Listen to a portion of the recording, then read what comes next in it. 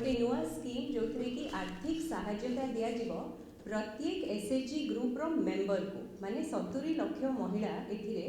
1000 टंका पाइबे तांकर यूनिफॉर्म किनिबा पई एवं जो माने EC committee members executive committee members हमर अछंती पंचायत स्तर रे ब्लॉक स्तर रे आ जिला स्तर रे हमर जेति मेंबर्स अछंती तांकू ए यूनिफॉर्म किनिबा संगे संगे ता संगरे ब्लेजर किनिबा पई आउरी 2000 टंका एक्स्ट्रा दिया जिवो जो थरे कि तांकर जो कार्यशैली होची एसएचजी रो एसएमई गढ़िबा पई जो आमर विजन रही स्टेट रो आ माननीय मुख्यमंत्री जो निर्देश रही तादरे गोटे प्रोफेशनलिज्म आसीबो तांकर परिचय वृद्धि होबो